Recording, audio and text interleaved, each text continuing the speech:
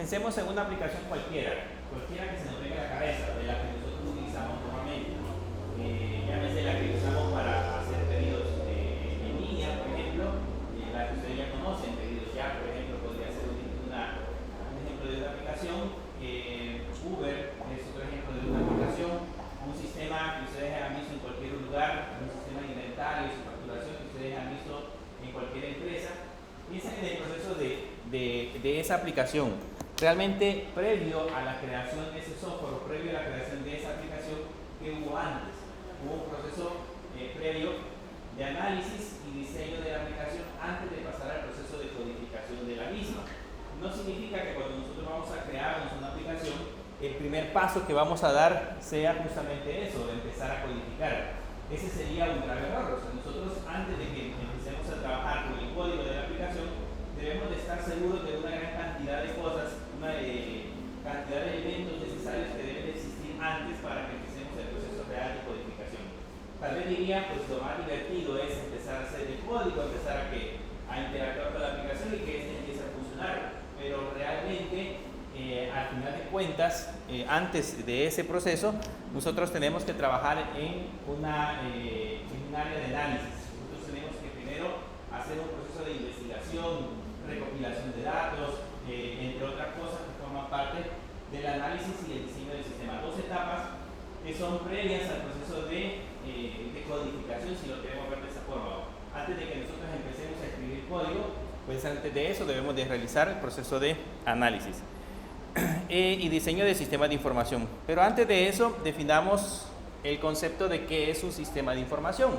Porque al final de cuentas, lo que vamos a trabajar son con el diseño de aplicaciones, el diseño de una app que va a permitir resolver algún problema cualquiera del mundo real. Entonces debemos de conocer de alguna forma, debemos de estar claros de alguna manera en qué es, en este caso, un sistema de información. Y básicamente, según la definición, un sistema de información es un conjunto de elementos interrelacionados que trabajan juntos para lograr un objetivo común. ¿Okay? Cuando hablamos de un sistema de información no nos referimos específicamente solo a lo que nosotros conocemos como el programa, no es solamente la aplicación como tal, sino que ahí están involucrados una serie de elementos, una serie de componentes que hacen propio del sistema informático. Al final de cuentas, la aplicación, el software que nosotros creamos, esa aplicación es la que resuelve parte del problema, o sea, es la que nos da un sistema como tal.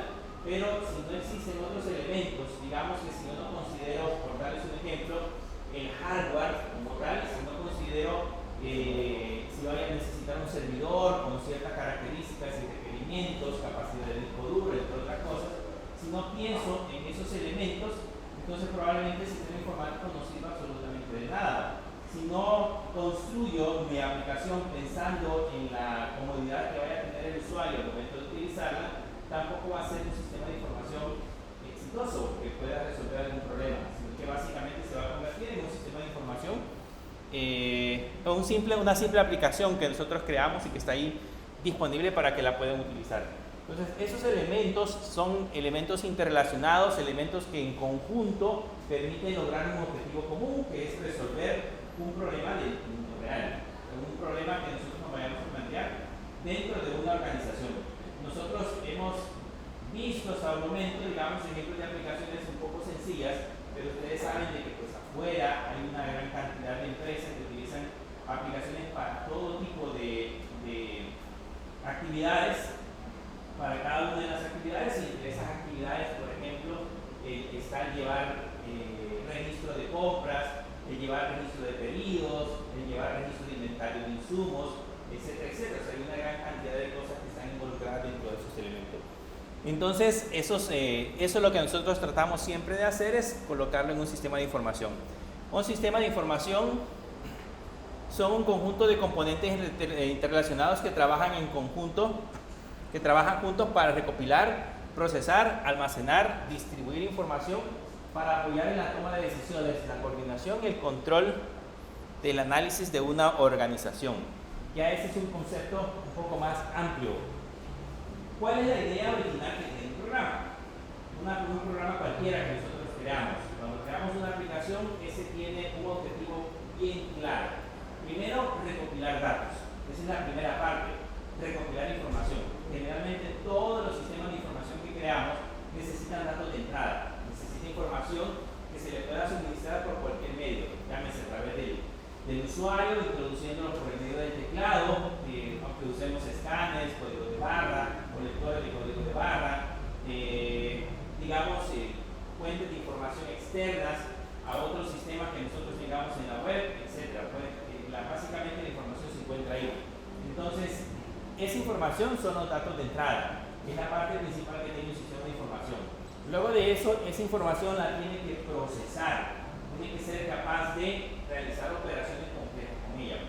Por ejemplo, si vamos a crearnos un sistema de planillas, ¿cuáles serían los insumos? Normalmente los insumos en una empresa deberían de ser todos los datos de los empleados. Ahí estamos hablando de nombre, dirección, teléfono, su puesto, cuánto gana, etcétera, etcétera. Y adicional a eso, semana o diario, nosotros tenemos que suministrar las horas que trabajan, las horas que laboran. En base a esa información que suministramos, el sistema debe de ser capaz de procesar su planilla de pago, su boleta de pago al final de la quincena o al final del mes, capaz de calcular planillas de aguinaldos, planillas de vacaciones, etcétera, etcétera. Todo ese proceso individual, que hace el sistema, lo hace gracias a la recopilación de información que necesita procesar. Los cálculos al final de cuentas de este tipo de datos es la parte compleja o la parte que necesitamos automatizar. No sé si alguna vez han visto los marcadores que existían antes manuales, marcadores de una tarjeta. Ustedes meten una tarjeta y solamente les marca en la tarjeta la hora de entrada y ese mismo día llegan y vuelven a meter la tarjeta y les marca la hora de salida. Así se hacía, pues no nos vayamos muy lejos, digamos por el año 2000 más o menos, que todavía no estaba tan automatizado todo, no había muchas empresas que automatizaran su proceso. La gente tenía una tarjeta, iba y marcaba con la tarjeta, marcaba su hora de entrada y marcaba su hora de salida. ¿Qué es lo que tenían que hacer las personas que pagaban planillas? Pues tenían que ir a leer, a sacar las tarjetas y empezar a leer día por día para ver en qué día entró tarde, para despuntar las llegadas tardes, en qué días no asistió, porque ahí mismo en la tarjeta le va a decir los días que no marcó, ese día pues lógicamente no asistió a trabajar, los días que probablemente tuvo algún permiso y entró tarde, todo eso lo tiene que ir registrando dentro de la tarjeta. Si hizo horas extras, pues ahí tiene que ir calculando las horas extras de manera manual de lo que literalmente hizo. Entonces, al final de cuentas, era un trabajo enorme estar haciendo eso tarjeta por tarjeta. Póngale una empresa de 20 empleados, por darles un ejemplo. En una empresa de 20 empleados, hacer ese proceso por cada quincena para los 15 días del mes, pues era un poco más complicado. Pero, ¿cuál es la diferencia ahora con los sistemas de información? Que eso se puede automatizar. ¿Cuántos empleados han visto ustedes? ¿Ya han visto la gente que entra en la maquila? Aquí hay una maquila. No me acuerdo cómo se llama, donde fabrican partes de Nagasaki. Yo creo que fabrican partes de autos. Es una maquila. ¿He visto la cantidad de gente que está ahí? ¿Qué ha pasado a las horas? La hora de entrada, o mucho más fácil, la American Park. ¿He visto la cantidad de gente que está entrando en la American Park? ¿Se imaginan si esa American Park todavía existiera el proceso manual de marcar directamente en una tarjeta? Pues sería súper complicado. Pero de hecho, aquí en la universidad, hace años cuando se trabajaba por horas clases, uno marcaba con una tarjeta. ¿Cuáles eran los problemas que se daban con esas tarjetas?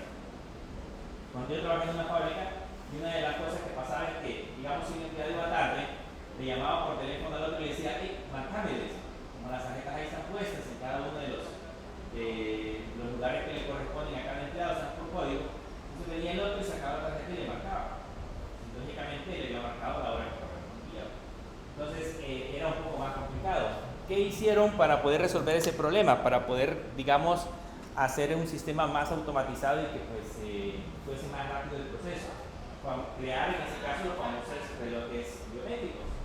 Los relojes biométricos, hay algunos que lo que hacen es escanear el rostro y en base al escaneo del rostro determinan la hora de entrada y la hora de salida, o a través de la huella digital tiene que ir y colocar su huella digital para que le marque la hora de entrada, y lo mismo hacer el proceso de la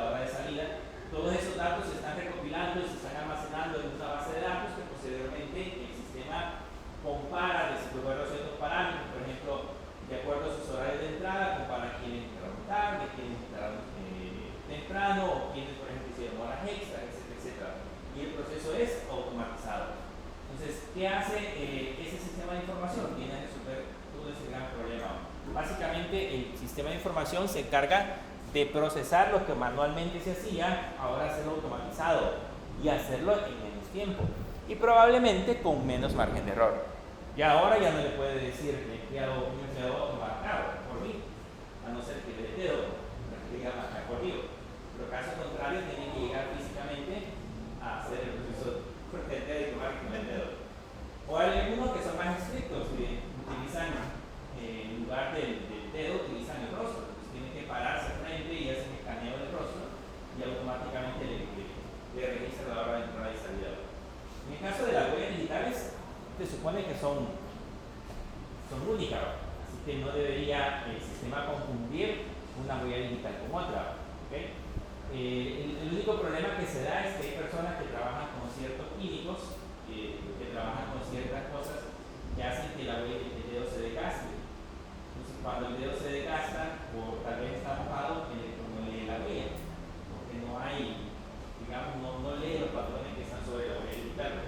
Esos son los únicos detalles que hay. Entonces, por eso algunas veces algunos prefieren mejor utilizar el rostro para que puedan reconocer en ese caso una persona. Y ahí es más difícil que alguien se parezca uno al otro, a no ser que sea su gemelo, pero ya sería más difícil marcarlo. Bien, eso es básicamente lo que hace un sistema: almacenar la información, de alguna manera guardarla en medios de almacenamiento. Normalmente son discos duros, que es donde nosotros almacenamos. Hoy que ya conocemos el almacenamiento en la nube, o sea, podemos guardar los datos directamente en un servidor en la nube, etc. O distribuir la información. En ese caso, si la información llega a nuestro sistema de información, él se encarga de distribuirla a, digamos, diferentes servidores, diferentes bases de datos u otros sistemas de información que estén interconectados y que trabajen en conjunto. Todo eso es lo que hace un sistema de información. ¿Para qué sirven estos sistemas de información? Para tomar decisiones. ¿Okay? Las empresas básicamente los utilizan para poder tomar decisiones. En el caso, siguiendo con el ejemplo práctico, un sistema de planillas. ¿Para qué le puede servir a una empresa un sistema de planillas? Si analizan al final de la quincena la planilla y verifican, por ejemplo, la cantidad de horas extras y ven que hay demasiadas horas extras, pueden decir, bueno, estamos sobrepasando el límite que podemos pagar, por ejemplo. Entonces hay que buscar estrategias para pagar menos horas extras. O por el contrario, por ejemplo, si estamos trabajando con sistemas de producción y la producción está retrasada y necesitamos en ese caso sacar la producción para una fecha determinada, pues eso me obliga, a través de los datos del sistema, me obliga a que yo pueda pagar horas extras a las personas que están trabajando dentro de la empresa. Entonces, básicamente, nos ayuda a tomar decisiones. Los datos que ahí se generan sirven para que las personas puedan tomar algún tipo de decisión específica. Para coordinar, en ese caso, controlar y todo dentro del mismo ámbito de la organización. ¿Cuáles son los componentes claves o los elementos que forman parte de un sistema de información? ¿Cuáles son los elementos que al final de cuentas constituyen todo ese sistema de información? No solamente, como les decía, las aplicaciones, sino que los primeros son las personas. ¿Okay? Dentro de las personas clasificamos a los usuarios, administradores, desarrolladores y otras personas involucradas dentro del proceso de sistematización de algún tipo de actividad. En este caso, los más comunes van a ser los usuarios. ¿Quiénes son los usuarios? Los que al final de cuentas están haciendo uso del sistema. El que se encarga de estar alimentando los datos, el que se encarga de estar generando informes y sacando datos, ese generalmente es el usuario. Los administradores, que son los mandos medios y altos, que se encargan de tomar decisiones en base a lo que el sistema le genera.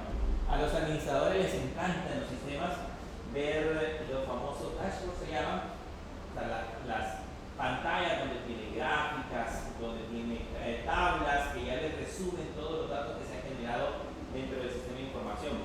En un sistema contable, por ejemplo, que me resuma cuáles fueron las ventas totales del mes, o cuáles fueron los días en que más se vendió, cuál fue el producto que más se desplazó, etcétera, etcétera. O cuáles son en una tabla que aparezcan cuáles son las cuentas por cobrar.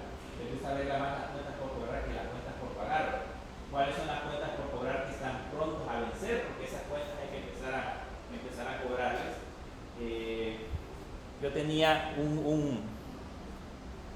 tenía un jefe en la fábrica donde trabajaba que a él le encantaba sacar un reporte donde le aparecían los clientes y le aparecía el total de dinero que el cliente tenía prefechado para pagar a 30 días, a 60 días y a 90 días. Y por ejemplo, lo que le aparecía en la columna de 60 días o de 90 días y que todavía no habían pagado, era lo que empezaba a presionarlo, empezaba a decirle a recursos, a atención al cliente, y empezaba a decir, mire, hay que empezar a cobrarles a estas personas, porque pues eso le ayudaba como a tomar decisiones del dinero que tenía que recolectar. El de cuentas por pagar casi no lo veía. Ese era el que decía, sí tengo que pagar y espérense que cuando yo tenga dinero mando a hacerlo. Pero principalmente las cuentas por cobrar sí les encanta estarlo viendo. Entonces, en ese caso, esos son los administradores, los que utilizan el sistema no solamente para alimentar datos, sino que también para poder sacar información y en ese caso tomar decisiones en base a eso. Y por supuesto, pues los desarrolladores, ustedes saben que son las personas que se encargan de estar creando o manipulando el sistema. Normalmente los sistemas de aplicación o los sistemas de información, cuando nosotros trabajamos con ellos, nunca dejan de cambiar, siempre necesitan nuevas actualizaciones, siempre necesitan hacer algunos cambios, y es por eso que las empresas por lo general siempre tienen desarrolladores externos o desarrolladores internos que están trabajando en el diseño de la aplicación. Si no, por ejemplo, si ustedes han tenido la oportunidad de contactar con alguien o hablar con alguien que trabaja en las fábricas como en la PAC, hay un departamento de desarrollo, hay un grupo de personas que se encargan de estar trabajando en el proceso de programación y lo que están haciendo es creando nuevas funcionalidades de las aplicaciones que trabajan o que funcionan dentro de la fábrica. Entonces, por eso es importante en alguna medida el grupo de desarrolladores. Que ahí podemos agregar personas adicionales como los diseñadores, etcétera, etcétera, que son parte de los componentes claves. Los otros es el proceso de negocio, que son las reglas y pasos que la organización sigue. Es el modelo de negocios que normalmente nosotros vamos a incorporar dentro de la aplicación. ¿A qué nos referimos con el modelo de negocios? ¿A qué se dedica la empresa? ¿Qué es lo que hace la empresa? ¿Cómo la empresa genera, en ese caso, dinero? Puede ser vendiendo, comprando y vendiendo productos, ese es su modelo de negocios, comprar productos y venderlos. Puede ser, en ese caso, solamente produciendo producto. En otras palabras, compra materia prima, la transforma y la vende a los mayoristas, por ejemplo. O puede ser que se encargue de comprar materia prima, construir o crear productos y vendérselos al consumidor final. Un ejemplo de eso, la pastelería Bambam, por ejemplo. Bambam lo que hace es comprar, en ese caso, productos o materias primas, construir o crear lo que ustedes ya conocen que ellos hacen y vendérselo al usuario final. A no ser que hay empresas grandes que le compren por mayor, pero normalmente venden al usuario final. Entonces, ese es su modelo de negocio. Entonces, todas esas reglas de ese modelo de negocio que nosotros incorporamos son parte del sistema de información. O sea, el sistema de información no solamente que factura, no solamente que genera los datos, no solamente la aplicación, sino también todos los procesos o procedimientos que son parte del negocio que nosotros tenemos dentro de la organización. La otra es el hardware. Es un componente esencial. Sabemos que si no hay hardware, ¿cómo vamos a operar los sistemas de información? Y ahí están incluidos en el hardware computadoras, servidores y cualquier otro dispositivo que forme parte del sistema de información. En este caso, no sé si se dan cuenta, que hay la Pizza Hut. La Pizza Hut, ¿cómo les toma la orden ahora? Una tablet. Antes andaban con su papelito y en el papelito anotaban todo lo que uno iba a pedir. Después se tenían que ir a una computadora y alimentar en la computadora lo que uno había solicitado. Pero ahora no. Llegan, les dicen que yo te voy a ordenar y a través de la tablet empiezan a rellenar todo lo que ustedes van a necesitar. Y después de eso, pues ya la orden queda lista para despachar a cocina y luego se lo llevan. Pero ya es más práctico. ¿Okay? Y creo que la mayoría de restaurantes lo hace así. No he ido a restaurantes donde hay meseros que le apuestan a la memoria, al uso de su memoria. O sea, llegan y le piden la orden y no llevan ni qué anotar. No les preguntan que tal cosa, y la mesa puede ser de un montón de personas y después van a una computadora y empiezan a listar.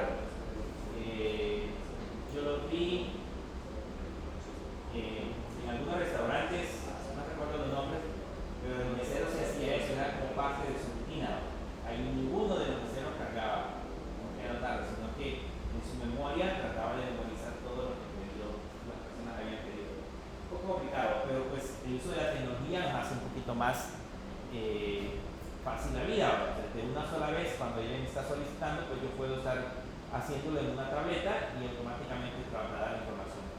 Fíjense que, por ejemplo, nosotros en Estados Unidos tenemos un cliente, uno de los clientes nuestros son ¿ya saben qué es un dealer? En Estados Unidos son los que se encargan de comprar y vender automóviles, y en Estados Unidos también se encargan de rentarlos.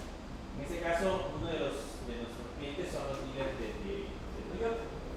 Entonces, allá lo que hacen ellos es que tienen una tablet, y en el caso si quieren mostrar un vehículo para la venta, pues llevan la tablet, y desde la tablet le están mostrando información del vehículo, las fotografías, o incluso físicamente lo están viendo, y luego desde ahí toman la orden.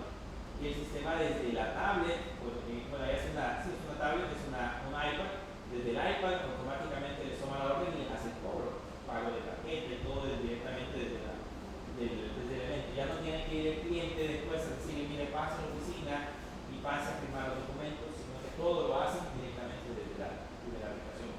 Y eso es un premio sumamente grande. O sea, es como que ustedes ven aquí en la universidad y un montón de casos donde tienen que ir a mostrarlo. Pero ese es un elemento clave, los dispositivos. Los otros son los software, que en este caso son los programas y aplicaciones, es lo que ya nosotros creamos, lo que nosotros diseñamos, son parte de los elementos de una aplicación. Y por último están los datos o la información que se gestiona. Los datos, en este caso, son importantes. Ustedes saben que la información que tiene una empresa es dinero. ¿Se imaginan que un día a la universidad se le perdiera toda la información de los alumnos de acá? ¿Qué es lo que tiene el registro académico? Para que tengan una idea, los servidores que están ahí puestos, ¿qué es lo que tiene el registro académico acerca de ustedes? Todo es historial. Ahí saben qué materias pasaron, con cuánto la pasaron, en qué fecha la cursaron, etcétera, etcétera. Toda la información está puesta ahí hoy. Si un día, por algún motivo, esa información se pierde, significa que ustedes no sabrían ni qué materias han pasado, ni con qué nota las han pasado, ni qué proceso lo han hecho. Sería complicado, y no solamente para ustedes, sino que, por ejemplo, un exalumno no podría venir a la universidad y decirle, mire, necesito ¿cómo le llaman? Una constancia de notas de todas las materias que cursé en la universidad. Tampoco lo podrían tener porque no tiene un histórico de esa información. Para la universidad, la base de datos del registro académico es clave, es un elemento importante porque representa toda la información de lo que para ellos son sus clientes, en este caso son los mismos alumnos. Por eso es que son un tanto celosos con la información. Hace años no era posible tener un sistema de notas en línea. Lo que hacía antes es que entregaban boletas. Había un día específico donde uno llegaba al decanato y ahí le tenían su boleta de calificaciones impresa, y con esa boleta uno posteriormente podía ir a hacer el trámite de inscripción. La inscripción era totalmente a mano. No sé si ustedes lo hicieron así todavía, ya lo hicieron digital. A mano era que uno le daba una papeleta donde estaban las materias que podía llevar, y uno construía el horario en papel y lápiz, y ya con ese horario iba al decanato y decía, esta es una materia que me inscribieron. Pero es en el 2019, Sí, yo no recuerdo en qué año lo hicieron, pero sí. Para la pandemia, sí, es probable que lo hicieron. Pero, por ejemplo, las notas en línea sí ya tiene varios años de estar funcionando. Pero lo que les quiero mencionar es que para que dieran el paso de montar las notas en línea, para que uno ya no las consultara, ya no las fuese a pedir acá, sino que las pudiera consultar desde la computadora, fue un paso sumamente grande, porque tenían miedo de que esa información estuviese en línea. Y al final lo que hicieron fue montar una copia de la base de datos. Entonces, digamos que hoy se terminaba el ciclo, entonces lo que hacían era que al final de la medianoche se generaba una copia de la base de datos, y esa copia es la que se montaba en la web. Entonces, ustedes lo que estaban viendo era una copia de las notas, no era todo el registro académico. Así que si por alguna razón vulneraban la base de datos que estaba en línea, pues era la que estaba en línea, pero la base de datos original era la. Ahora no sé hasta qué punto lo hacen, el proceso probablemente haya cambiado, pero para que tengan una idea de la importancia que tienen los datos para las empresas. Así sucede con los bancos, con las financieras, con todas esas empresas los datos son sumamente importantes. Y la parte de redes, en la parte de redes, pues ahí están incluidos todos los dispositivos físicos que necesitamos para la interconexión. Los routers, los switches, los cables, si necesitamos Wi-Fi, pues entonces los routers funcionan con Wi-Fi, etcétera, etcétera. Toda esa conectividad debe estar disponible en las redes. Ahora, pregunto, ¿creen ustedes que la red que utilizan las tablets que tienen de la Pizza Hut sea la misma que uno puede entrar cuando llega a la pizza? No debería, ¿va? Porque si fuese la misma red pública, entonces significa que estaría expuesto, que cualquiera podría empezar a tratar de vulnerar cualquiera de esas tablets y entrar al sistema y pues hacer sus desórdenes por ahí, emitir una orden o pagar una orden sin necesidad de haberla pagado previamente, etc. Entonces, generalmente hay maneras en las redes es donde se considera la forma en que nosotros podemos proteger en este caso la información. Las bases de datos, por ejemplo, ahora muchas bases de datos se suben a la nube, pero por ciertas leyes y restricciones, por ejemplo, hay algunas empresas que no pueden hacer eso. Tienen que hacerlo de manera local porque la información debe estar disponible directamente en el lugar donde se genera. Por eso, por ejemplo, la mayoría de bancos tienen sus bases de datos en su propio data center, porque por leyes, los normas no pueden subir esa información a servidores que se encuentren en otros países. ¿Okay? Entonces, es parte de lo que sucede con la parte de las redes de conexión. ¿Cuáles son los diferentes tipos de sistemas? Ahí nada más tenemos 4 clasificaciones de sistemas de información, pero existen más diferentes, existen otros tipos de información adicionales. Están los más comunes, que son, digamos, los que ustedes van a tratar de hacer más adelante, son los sistemas de procesamiento de transacciones. ¿Okay? Los sistemas transaccionales son los sistemas de procesamiento de grandes volúmenes de datos. Por ejemplo, un sistema de facturación e inventarios es un sistema transaccional, porque básicamente lo que nosotros hacemos es alimentar facturas, alimentar productos, alimentar compras, alimentar ventas. Entonces, esos sistemas normalmente se les conocen como sistemas transaccionales, los que tratan de procesar grandes volúmenes de datos. Los sistemas que ustedes ven de atención al cliente cuando ustedes van a Claro o cuando ustedes van a Tigo, esos sistemas también son sistemas transaccionales, porque básicamente lo que están haciendo es alimentando datos a otros sistemas que posiblemente vamos a trabajar. Por lo general, estos sistemas son los que vamos a tener más proliferados, son los que la mayoría de empresas ya tienen instalados y que son necesarios para resolver problemas del día a día. Pero después se encuentran los sistemas de información gerencial.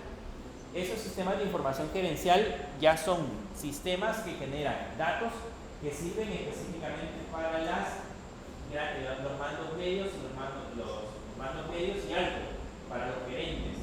Esos ya lo que hacen es que la información que originalmente se introdujo en los sistemas transaccionales, estos sistemas de información gerencial los convierten en gráficas, los convierten en tablas para que esas personas puedan hacer el proceso de análisis y puedan en ese caso tomar decisiones por esos sistemas. Por lo general están por separados. O sea, tenemos el sistema de facturación que tiene la base de datos donde la gente está alimentando la información, y hay otro sistema por aparte que se encarga de conectarse a esa base de datos y tratar de hacer un resumen de lo que en esta se encuentra. Un sistema de órdenes, por ejemplo, puede ser un sistema de toma de decisiones para los mandos medios, principalmente por el hecho de que esos sistemas les pueden ayudar a tomar decisiones como pedidos de compras, por ejemplo, a largo plazo, etc.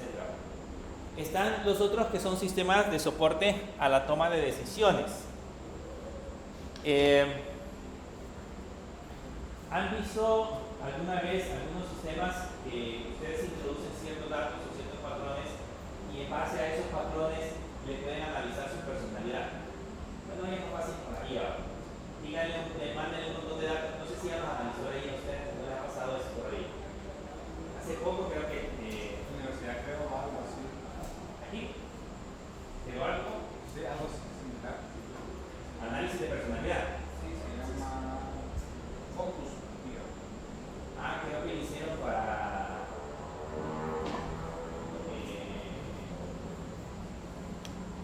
si no me equivoco,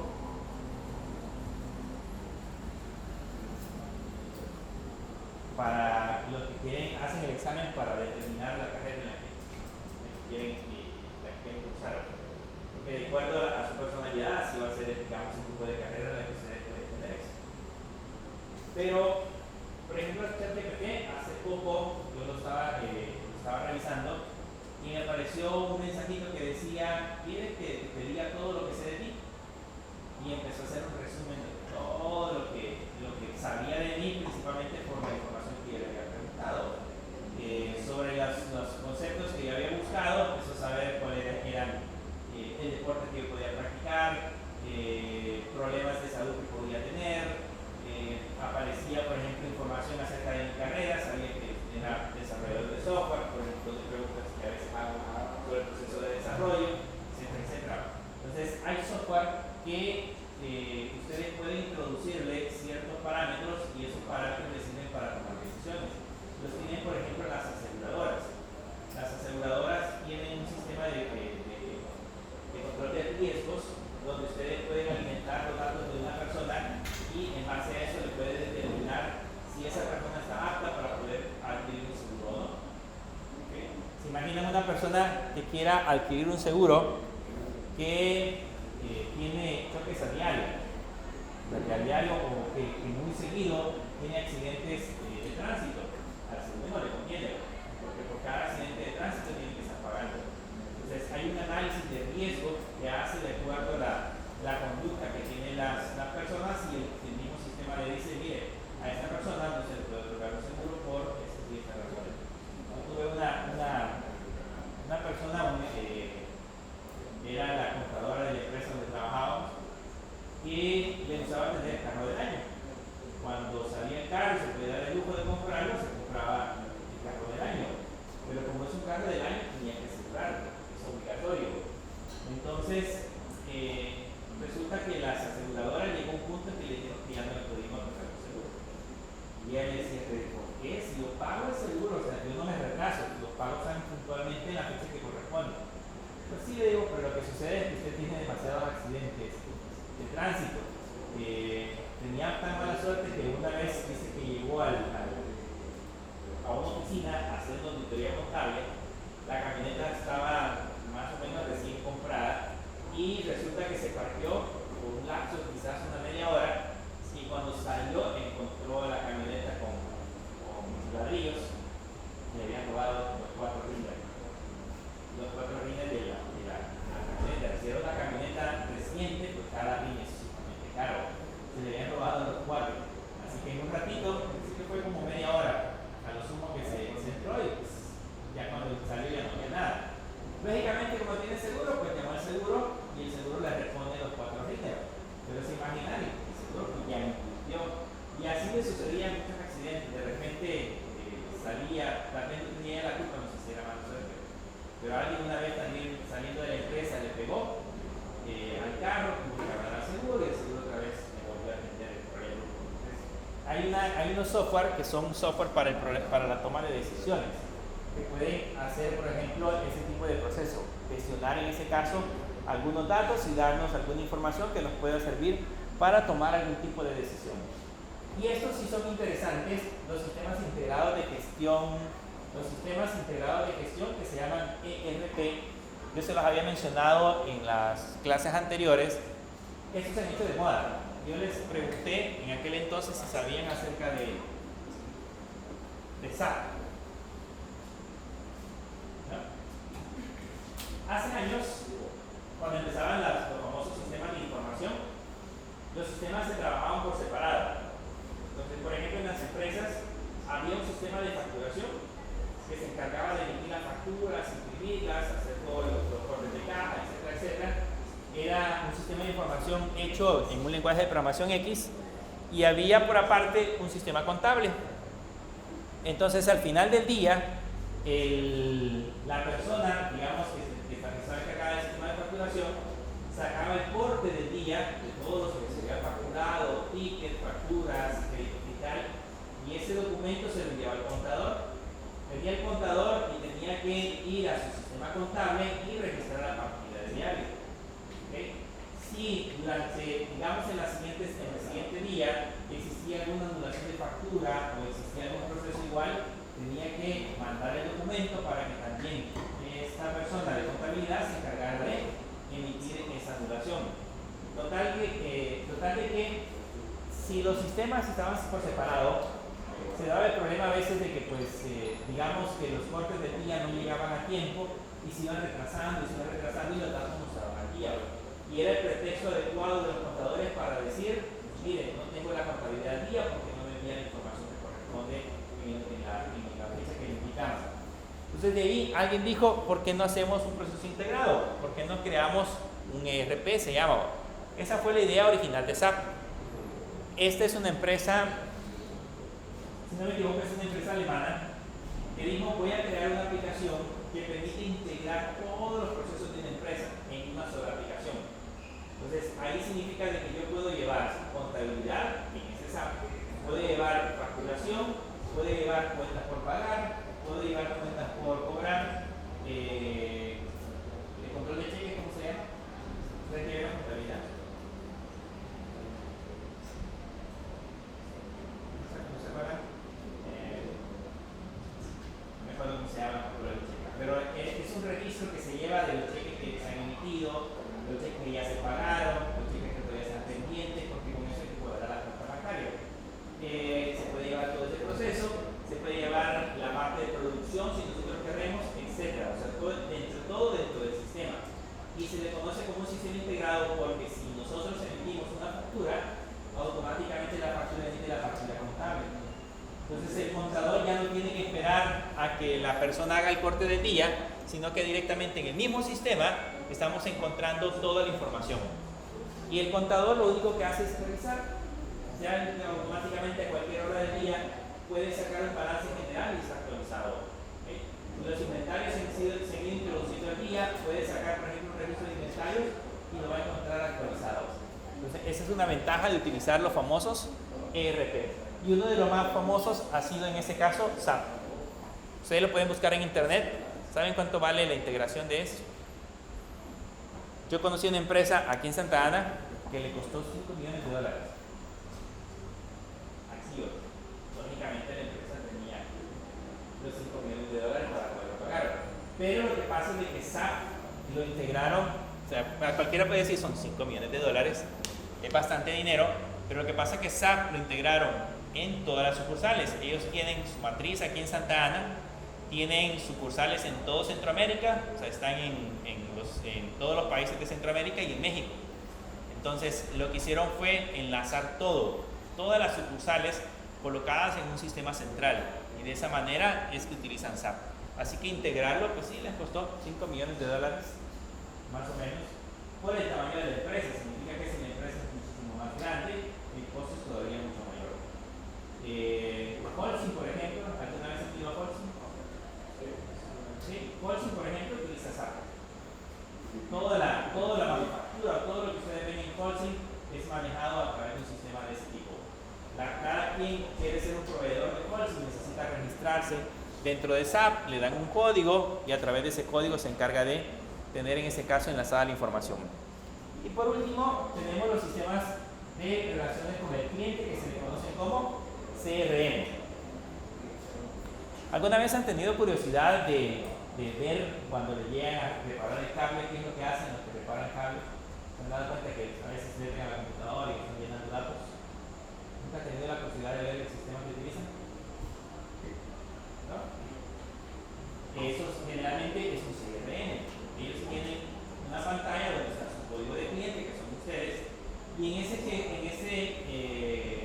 CRM está todo el historial de los casos abiertos para ustedes. Ellos saben cuando ustedes pidieron o reportaron, en ese caso, la reparación, si son incidentes o si cada vez lo reportan a menudo el mismo problema. Probablemente ahí le ponen, lo clasifican si son clientes problemáticos o son clientes que de vez en cuando llaman cuando tienen algún problema con su servicio, etc. O sea, ese CRM es básicamente para administrar todo lo que tenga que ver con la gestión de clientes. Decirle a estas empresas, por ejemplo, si ustedes van a Claro y en Claro les revisan su historial de cuántas facturas han pagado, cuáles son las facturas que deben, los planes que ustedes tienen aprobados, etc. Toda esa información está puesta en un CRM. Es un sistema de gestión de servicio al cliente. Los ERP, así como SAP, ya traen incluido un CRM. O sea que yo puedo desde SAP administrar también la parte de cliente. ¿Cuál es la importancia que tienen los sistemas, en este caso los sistemas de información? ¿Por qué son tan importantes? Primero porque hacen más eficiente a una empresa. Ustedes saben de que si las empresas son más rápidas o son más eficientes, pues son muchísimo mejor. Esa es la idea. Ustedes creo que si van a un lugar de servicio al cliente y no les atienden rápido, no regresan. ¿O sí? ¿Ya han ido alguna vez bueno, digo siempre pasa lleno.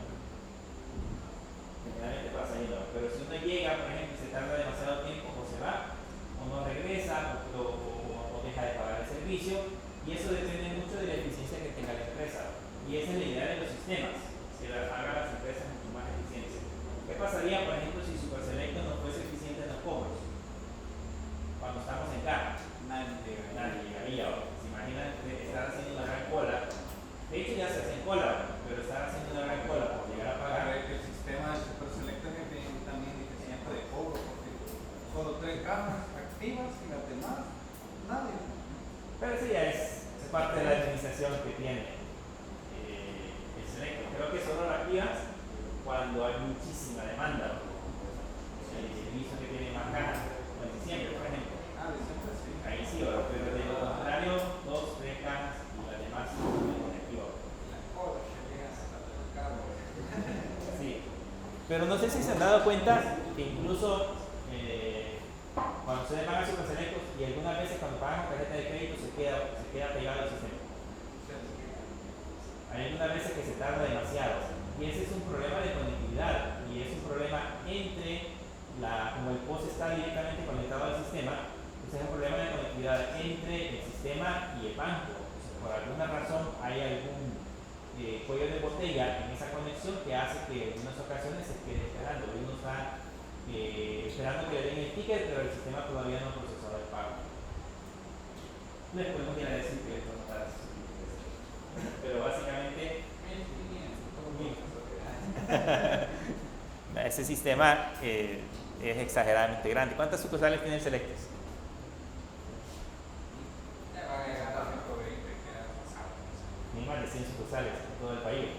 Y todas las sucursales tienen el mismo sistema. Y lógicamente el sistema está entrelazado, está comunicado entre las diferentes sucursales para que los administradores de toma de decisiones, ¿cuántos hay? 117. Entonces, esas 117 sucursales tienen el mismo sistema y se interconectan entre ellas para poder, en ese caso, saber cómo están los inventarios en cada una de las sucursales. ¿Se imaginan la complejidad que tiene el sistema de inventarios de esos Superselectos? Porque ¿cuántos productos no tienen Superselectos?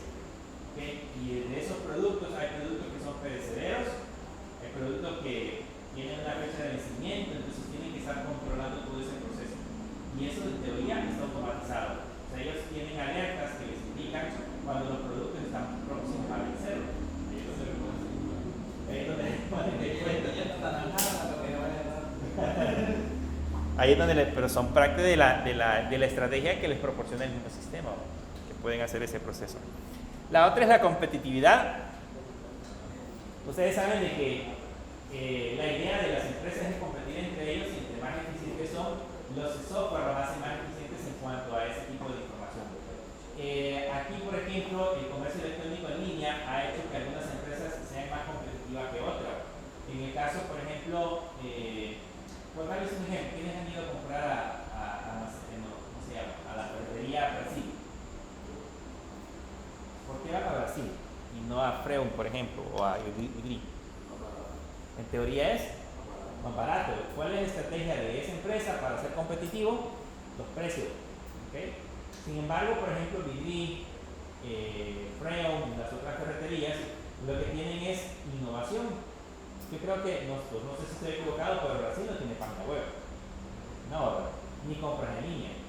Para nada, solamente ustedes pueden ir a comprar directamente al lugar. ¿Qué pasaría si, por ejemplo, Brasil hiciera ese proceso de incorporar un sitio web donde se hubiera su catálogo en línea y además de eso yo pudiese comprar en línea? Entonces ya entraría en otro nivel de competitividad, porque además de el precio, tendría la facilidad para el cliente para poder adquirir ese tipo de producto. Cosa que lo tienen las otras empresas. La toma de decisiones, por eso son importantes, porque nos sirven básicamente para tomar decisiones. Y la otra es la automatización. Muchos de los usuarios, cuando estamos trabajando con ciertos usuarios, tienen el problema de que cuando se va a implementar un sistema de datos, tienen el miedo de que lo sustituyan. No sé si han ido, ¿quiénes tienen? No, pero creo que todavía no tienen seguro. No se han dado cuenta de las innovaciones que tiene el seguro social. Antes del seguro social, uno llegaba y tenía que pasar a una ventanilla donde había una señorita que le estaba chequeando la cita. Y después tenía que irse a la clínica para poder pasar.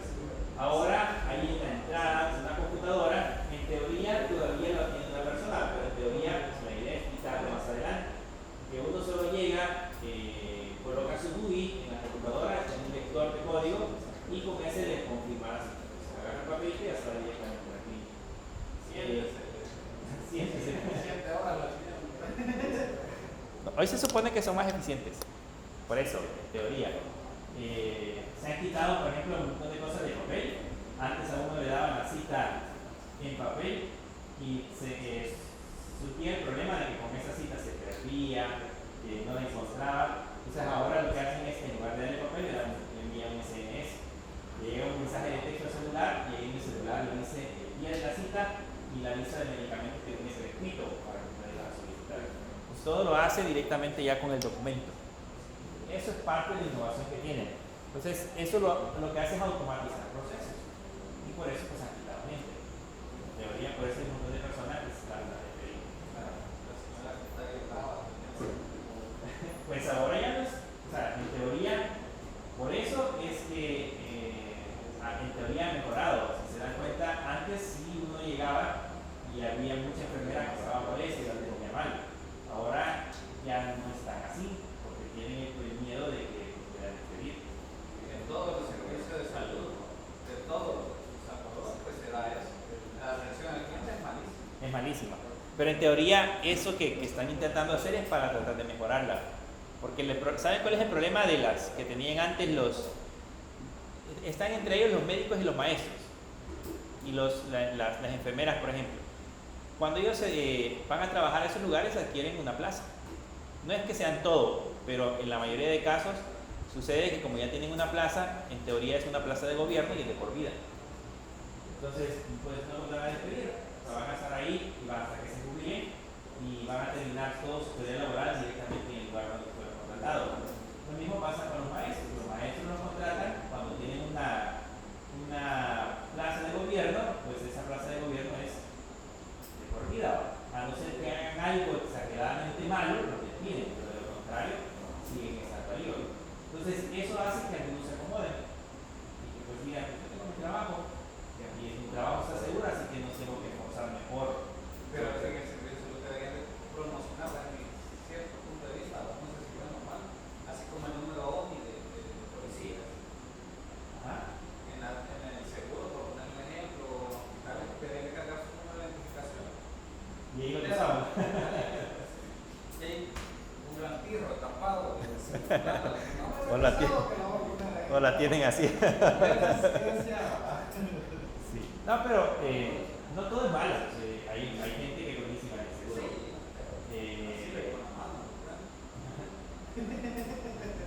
No, yo he encontrado, las veces que he estado ahí, hay gente que es muy amable. Pero sí, también se encuentra gente que es. Pero yo creo que es igual. En la empresa privada vamos a encontrar gente que también tiene esos problemas. Es más difícil. Es más difícil, pero pues se da. Aquí en la universidad se daba. Se da. Sí, se daba. Bueno, aquí nunca encontré yo a alguien que me exagerara. En el registro está una. De verdad. Bueno, no sé si está todavía, tengo un montón. Pero no llegaba ahí, ya me dijo, lo sacaba ya. Sí. ¿Qué quiere? Buenas tardes, ¿qué quiere? Complicado. Bien, hablemos de qué es el análisis de sistemas. ¿Ya han hecho alguno de esos ustedes? ¿Diagrama de esos? ¿Sí? Es un diagrama de flujo. Supongo que los vieron en introducción a informática o algo parecido. Base de datos. ¿Vieron el diagrama de flujo? Vean, el análisis de sistema, en su concepción como tal, ya vimos que es un sistema de información. Ahora veamos qué es un análisis de sistemas. En su fase, la fase de un proyecto de desarrollo donde se investiga, entiende y documenta las necesidades del negocio y los requisitos de un nuevo sistema de información. O sea, básicamente este es el enfoque que le vamos a dar al análisis de sistema. Cuando vayamos a crear una aplicación, porque yo les decía, no es que nosotros nos digan vamos a hacer un sistema X y nos sentemos a crear código. Previo a eso, debe existir un análisis del sistema de información que vayamos a desarrollar. En ese análisis del sistema de información, ¿qué es lo que vamos a hacer? Vamos a investigar, vamos a entender y vamos a documentar las necesidades del negocio. Si no entendemos qué es lo que necesita el cliente, vamos a crear un producto que no va a satisfacer las necesidades. Entonces tenemos que crear un producto que al final de cuentas, cuando lo entreguemos, el cliente diga que sí le resolvió el problema. Pero para que le podamos entregar un producto como eso, nosotros previamente tenemos que hacer un proceso de investigación, un proceso de entendimiento, de entender qué es lo que el cliente quiere. ¿Okay? Para entender lo que el cliente quiere, algunas veces hay que ir, bueno, casi siempre hay que ir a la empresa y analizar los procesos que ya hacen de manera manual, para posteriormente tratar de automatizarlo. Y lógicamente documentar esas necesidades que tiene ese negocio y los requisitos de un nuevo sistema de información. Este enfoque comprende qué problema resolver y qué necesita el usuario. Vamos a resolver un problema de un usuario o de dos usuarios específicos de la empresa. Entonces, para ese proceso debemos de realizar una investigación previa. ¿Qué es el analista de sistemas? Este es el rol clave. El analista de sistemas es de hecho un puesto específico dentro de las empresas que se encargan en el proceso de desarrollo del software. Es un puesto que actúa como puente entre el negocio y la tecnología.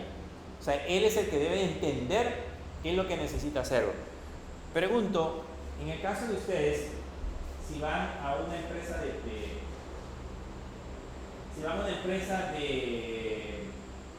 manufactura, por ejemplo, ¿creen que les sería fácil para ustedes entender todo el proceso de manufacturación y luego poderlo automatizar? ¿Alguna vez se han preguntado qué hacen los ingenieros industriales en teoría? Optimizan procesos. El ingeniero industrial es el que se encarga de, en ese caso, hacer todo el proceso de planificación de producción de una fábrica en base a ciertos estándares. O sea, ya tiene ciertos reglamentos, procesos, procedimientos que utiliza para automatizarlo. Ya hay incluso fórmulas que ellos aplican para poder, por ejemplo, hacer sistemas de pedido de materia prima, por ejemplo, para hacer procesos de producción, para acelerar o automatizar procesos de manufactura. Todo eso lo hace el ingeniero industrial. Ahora, ¿eso significa que nosotros tenemos que ser ingenieros industriales? No, bueno, ustedes lo van a aprender. Pero deberíamos entender cómo va el proceso. Exacto. Es como que si ustedes recibieron contabilidades. ¿Sí? En síntesis, ¿qué es la contabilidad? Sumas y restas. Sumas y restas. Ni multiplicaciones, sumas y restas. Eso es el famoso debe y haber. O sea, una cuenta suma y otra cuenta resta. Eso es todo el secreto de la contabilidad. Y uno puede llegar con un contador y decir, ahorita le hago el sistema contable. ¿Qué es lo que necesita? Un sistema de contabilidad que sume y reste. Simplemente. Pero ¿cómo se llama el catálogo de cuentas?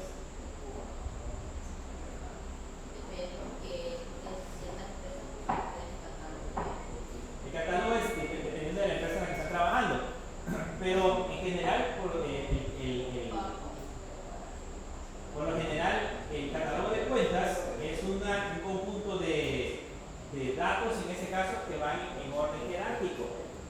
que la parte principal son los activos, después del activo circulante, creo que más o menos así es el activo circulante. En el activo circulante van a encontrar la caja, los bancos, etcétera, etcétera. Y lo que sucede es que cuando, por ejemplo, se afecta la caja, automáticamente también se afecta el activo circulante y también se afecta el activo. Y la diferencia entre los activos y los pasivos generalmente da capital. Esa es la fórmula básica que tiene la contabilidad. Pero crear un sistema como tal, ustedes deben de ir y entender. Por ejemplo, hicieron un estado de cuenta. ¿Un balance general? Hicieron un balance general. ¿Qué era el balance general? Se ponía todo el activo, también el pasivo, junto con el capital. Junto con el capital. Pero ¿qué cantidades tenían que colocar en cada una de ellas?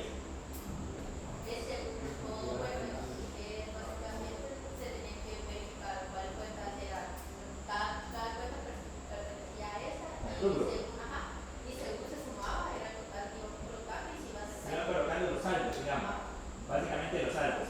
Si yo tenía la cuenta bancos y quería sacar el balance general al 31 de octubre del año 2025, entonces tenía que sumar todas las transacciones generadas, el saldo que tenía esa cuenta al 30 de junio y luego empezar a sumar y restar todas las transacciones que se dieron durante julio. Y ese saldo es el que colocamos en el balance general.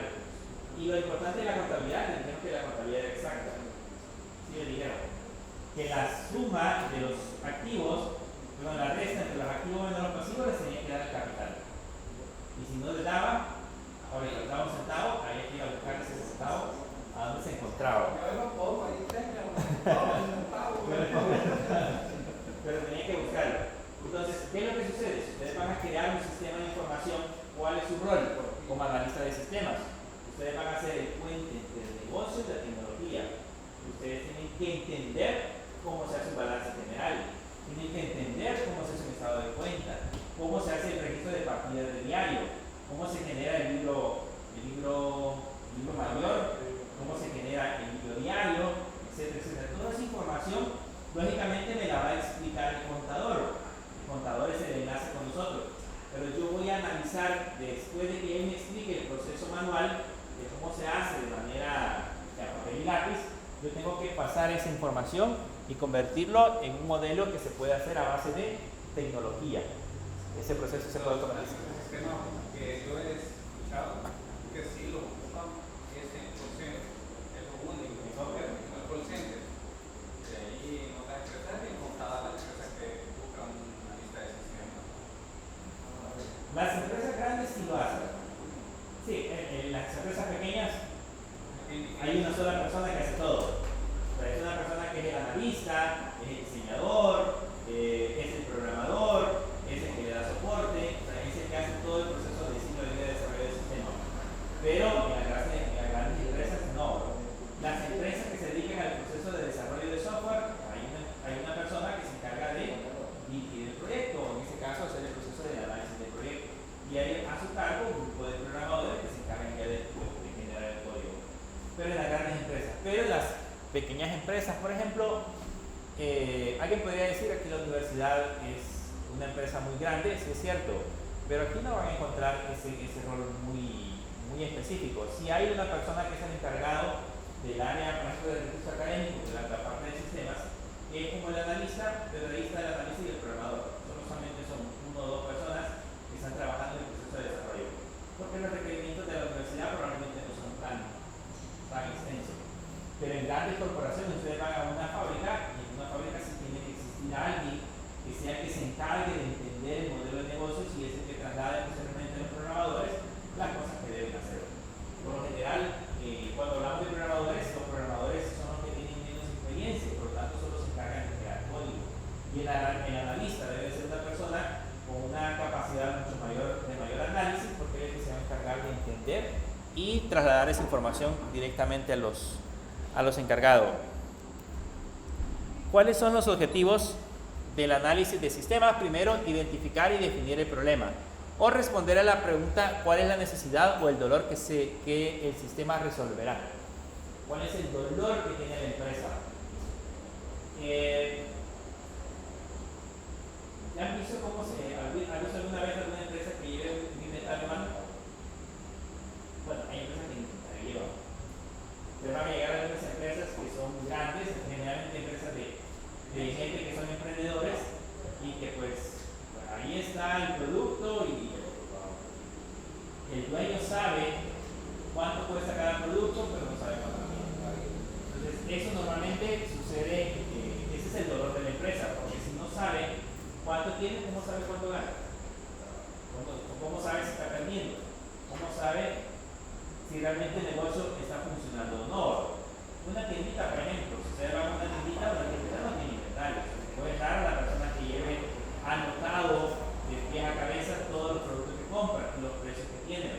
Generalmente las tienditas pues tienen el producto ahí y nada más va comprando lo que se le va terminando. Entonces, ese es un dolor para ellos porque en alguna medida no saben cuánto es lo que le ganan. Yo he visto que le ganan centavos a las cosas, pero pues no sé, al final de cuentas puede ser de que pierdan y no necesariamente ganen. Pero ese es el dolor que nosotros tenemos que identificar. Dentro de las empresas tenemos que ir a verificar cuál es el problema que tienen en cuanto a automatización de procesos. Aquí la universidad, por ejemplo, ¿qué cosas creen que le falten para que innove? A la universidad. Ya pueden inscribir en línea. Ya tienen sistemas de notas en línea. En línea. ¿Qué más les faltaría para innovar en cuanto a sistemas? O servicios que les puedan prestar a ustedes. Aparte de eso, si en algún dado caso algún trabajo puede tener acceso a una clase virtual, o sea, no indirectamente, él no puede venir, pero el licenciado esté presente acá y los demás alumnos acá, pero tú pones un ejemplo, una cámara que le esté tocando ahí que pueda recibir la clase. Sí, eso es algo similar a lo que hacían en la pandemia. Similar. Algo similar a lo que hacían en la pandemia. Pero en cuanto a servicios informáticos, trámites en línea, porque siempre tengo que ir allá al registro, no pueden mandar un PDF y yo lo imprimo. Pero solicitarlo, pero siempre se implica ahí. tiene que solicitarlo y posiblemente ir ahí a traer. Lo mismo da.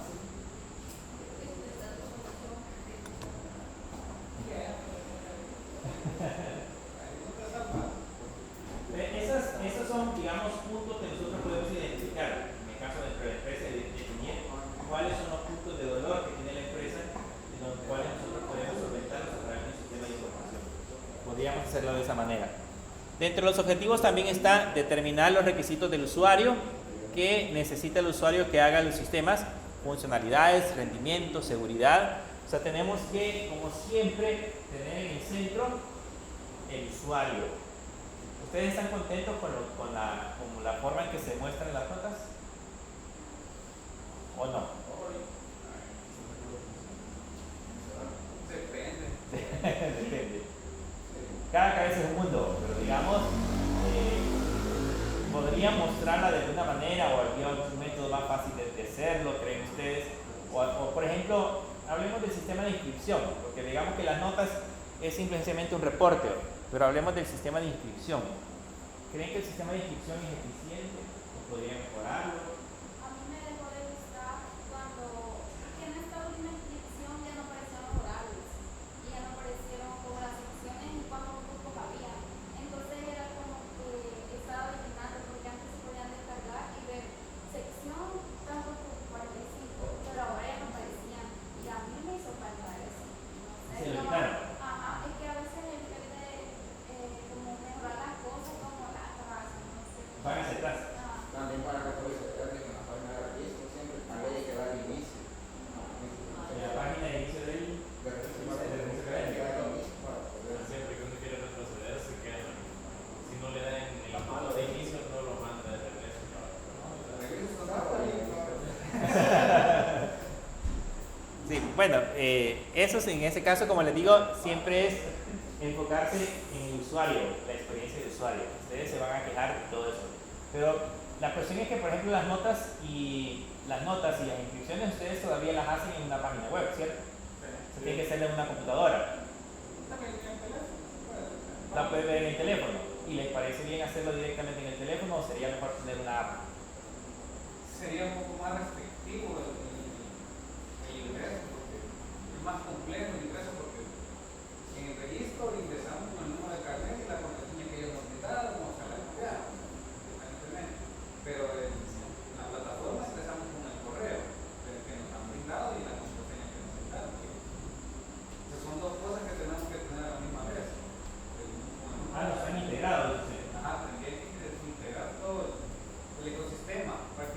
proyecto para eso, porque la cuestión es de que, por ejemplo, para Moodle ustedes utilizan su correo institucional. En la biblioteca creo que utilizan su correo institucional. Sí. Sí, ¿verdad? Antes No- no. ¿Ah? Antes no. Ahora ya lo integraron. Pero para los registros de notas necesitan su número de carnet y su contraseña, que esa es aparte. Esa es aparte. Entonces falta todavía integrar, en ese caso, el sistema de notificación central, que sería directamente con Google. Pero tal vez ahora que nos está explicando eso, siento yo que la diferencia es como para, tienen su servidor aparte y como no lo tienen subido. Lo que pasa es de que, no sé en qué estado están los servidores acá, pero esto es seguro. La parte de autenticación para los servicios de Google es seguro. Ustedes con su correo electrónico, ellos generan un token y con ese token es que está automáticamente determinando la autenticidad del usuario. Entonces, digamos que a nivel de seguridad no es tan problemático. El problema es integrarlo con la plataforma que ellos están usando para programar. No sé qué usan para programar. Otra cosa que deberían de mejorar aquí es al menos el ingreso de los estudiantes, porque cualquier persona puede ingresar. La seguridad en la universidad es bien baja. Y algunas veces por parquearse mal ahí en las seguridades molestando a uno que es alumno. No, pues sí, pero Bueno, ya no pagan el parqueo. No, antes sí se pagaba. antes me acuerdo que daba una tarjetita, le daban a uno. Porque se pagaba. Se pagaba. Sí, antes se pagaba. ¿Todavía es significante? ¿Cuánto se pagaba? No sé cuánto se pagaba, pero sí se pagaba y le daban una tarjetita. Y con esa tarjetita es que ustedes ingresaban a la universidad. Por día era. Se pagaba. No. Era en el no sé si en el talonario o. No. Tenía o no tenía carro, ya iba en el talonario. Bueno, yo no pagué el parqueo. No tenía carro. Yo vengo en bicicleta, ¿no? Pero sí, yo recuerdo que sí había un cobro por parqueo y que lo hacían hace años. Supongo que por alguna razón lo quitaron. Disculpe que me interrumpa, pero así como el ingreso en la planta de parqueo, ¿verdad? Ahí están las cositas pequeñas. ¿Alguna vez usted lo utilizó como deberíamente? Sí, el primer año que lo implementaron, teníamos que pasar el carnet. Y sí, funcionaba y todo. Por eso lo quitaron. Porque el problema era de que, digamos, el problema con los alumnos es que unos sacan el carnet, otros no. Entonces, y hay algunos que no lo cargan, sino que lo dejaban. Entonces, ¿qué es lo que pasaba? Cuando iban a ingresar, como no podían ingresar directamente por ahí, tenían que pasarse por el lado del parqueo. Tenían que decir al final, mire, sí soy alumno y hacer un desorden. Entonces, por eso fue que lo quitaron. No porque originalmente sí, uno tenía que poner era de Cinta. no me acuerdo si era de cinta, solamente lo colocaba, pero no, era de cinta. Entonces uno pasaba el carnet y ya habilitaba el paso.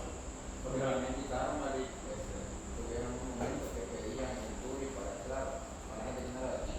Lo quitaron eso. Pero es que también es bien difícil identificar quiénes son y quiénes no son de Es aquí. fácil en los vehículos poner un sticker que nos deja los alumnos en el parabrisas. Sí. Un sticker ahí con el carnet. Soy Micael de Guam. Ya está inventariado. Sí. Bien, la otra que vemos es estudiar la viabilidad. ¿Es posible construirlo? Esto es importante y algunas veces no se considera. Fíjense que los clientes por lo general siempre dicen, mire, necesito un sistema X, que me construya un sistema X, pero nunca piensan en la viabilidad de poder construir ese sistema. Yo siempre les hago la broma de, por ejemplo, los grupos de taxistas, a uno siempre le dicen, mire, yo quisiera que me hiciera una app tipo Uber. Entonces, uno puede decirle, sí, yo se la construyo. O sea, ¿qué es lo que necesita? El problema es lo que va a necesitar. ¿Cuál es la viabilidad del proyecto? Primero, los recursos que va a necesitar para poder implementar un sistema como esos, probablemente no los pueda costear. ¿Okay? Primero, creen que una aplicación de esa vale $100. ¿Cómo? Sí, solo hacerlo. Quitémonos el gasto de los servidores, que es bastante, pero solo hacerla, piensa que solo construirla le va a costar unos $100. Algo que le digo es unos $200 que le paguen para hacerla, ya es suficiente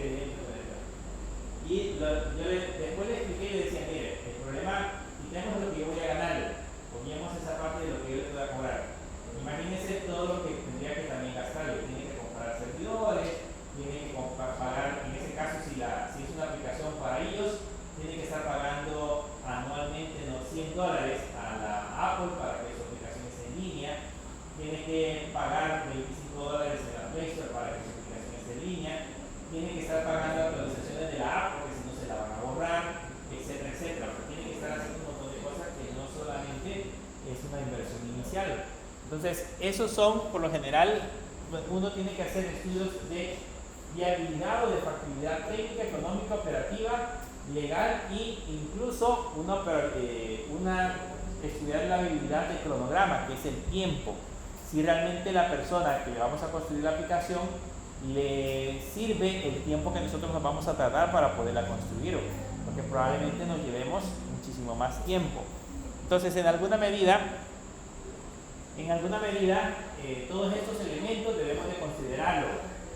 Los estudios de viabilidad siempre nos van a dar la idea de, por ejemplo, en la parte técnica.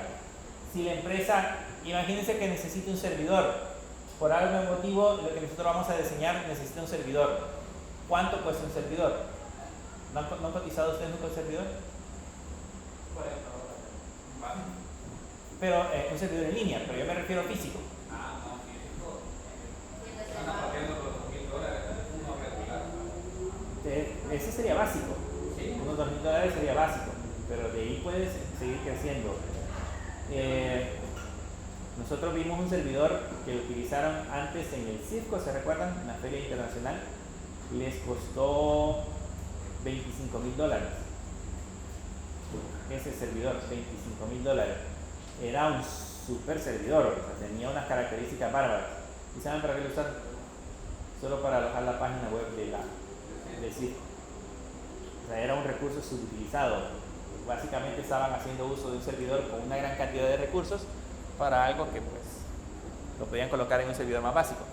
Pero digamos que, bueno, ellos tenían la capacidad económica para poderlo hacer, pero la capacidad técnica es si yo tengo todos los elementos técnicos para poder instalar mi sistema. Si dispongo, en el caso que no los tenga, si dispongo económicamente del dinero suficiente para poder comprar esos productos. Imagínense, por ejemplo, debemos de incluir licencias de software. ¿Cuánto vale la licencia de Oracle? ¿No la investigaron? Generalmente esas licencias se compran por tamaño, digamos que dependiendo de la capacidad que nosotros vayamos a utilizar, así va a ser el precio de la licencia. Pero en el caso que vayamos a utilizar Oracle, por alguna razón necesitamos instalar una base de datos bastante robusta, debemos de considerar el pago de la licencia por el uso, si en el caso la licencia gratuita no lo cubre. De ahí la parte operativa, si tenemos el personal capacitado para poder operar el sistema. Porque la gente también piensa, voy a instalar un sistema, pero las personas que están trabajando en una empresa ni siquiera Windows pueden usarlo. O sea, nunca han usado una computadora. Entonces debo de pensar también en la viabilidad operativa. La parte legal, con la parte legal, ustedes saben de que si infringimos leyes que tengan que ver con la parte del tratamiento de datos, podemos meternos en serios líos. Por darles un ejemplo, el tratamiento de tarjetas de crédito. Según las leyes en Estados Unidos y en muchos lugares del mundo, ustedes no pueden almacenar datos de tarjetas de crédito en sus servidores. El hecho de que, por ejemplo, si ustedes van a CIMAN, ustedes entran a la página de CIMAN o entran a la página de Vidri y compran en línea y ustedes digitan en su página la tarjeta de crédito, ellos no pueden guardar los datos de su tarjeta de crédito. Ellos nada más tienen que ser un enlace entre el sitio web y el banco. Entonces la tarjeta de crédito tiene que llegar directamente al banco para que el banco la pueda procesar y no guardar ellos ese tipo de información. ¿Okay? Y si en el caso se guarda, debe de existir un método de encriptación seguro que permita en ese caso evitar que pueda ser revelado los datos de las tarjetas de crédito. Todos esos son aspectos legales que debemos de considerar. Y el tiempo, pues lógicamente, para poder determinar el inicio y la finalización del proyecto como tal. Y por último, documentar los hallazgos. Crear artefactos que servirán de base para el diseño. Esa es parte del análisis. Ustedes tienen que documentar todo lo que hayan encontrado en el proceso de análisis y verificación de los datos. O sea, tenemos que crear, en este caso, esa es la parte más complicada, crear documentos que me permitan garantizar que yo estoy guardando información adecuada, que yo estoy guardando información o que yo estoy generando y recopilando todos los datos necesarios de la empresa en el proceso de análisis. Esa es la parte de documentación de hallazgo. ¿Okay? ¿Preguntas? ¿No? Esa es la parte del análisis. En la otra clase vamos a seguir viendo la parte del diseño. Es lo que incluye la parte del diseño del sistema. Por el momento solamente hemos hablado de la parte de análisis.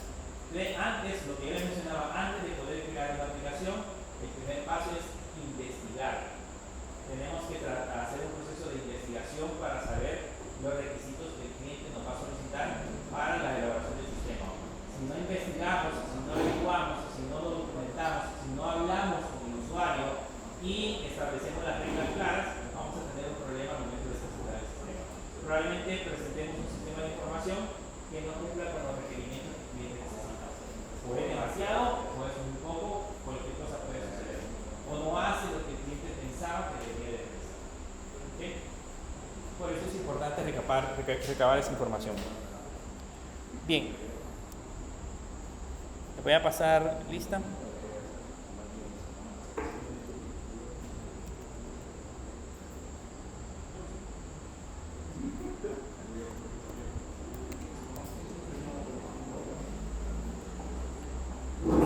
Astrid Yamilet, Daniel Mauricio, William Alexander, Wilfredo Josué, Benjamín Enrique, Wendy Alicia, María Fernanda, Javier Alexander, Diego Javier y Daniel Alejandro. Y nos veremos en el jueves.